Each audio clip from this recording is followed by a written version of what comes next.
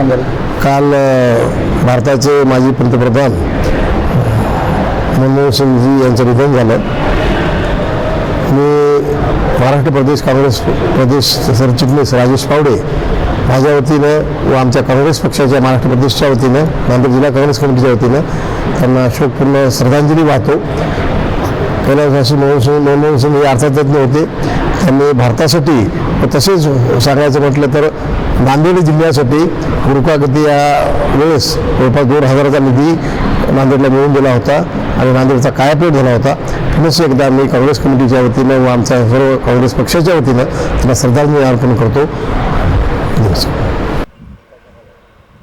कालच देशाचे माजी पंतप्रधान आदरणीय मनमोहन सिंगजी यांचं दुःखद निधन झालं असं कळलं. देशाने एक अर्थतज्ञ, एक अभ्यासू व्यक्ती गमावला असं मला वाटतं. आज देशाच्या व्यवस्था सुधारणामध्ये बराचसा मोठा योगदान, मोलाचा वाटा माननीय मनमोहन सिंगजी यांचा आहे.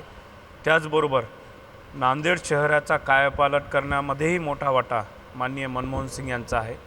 गुरुतागद्दीच्या वेळेस माननीय मनमोहन सिंगजी यांनी नांदेड शहरासाठी मोठा पॅकेज देऊन नांदेड शहराचा कायापालट केलेला होता.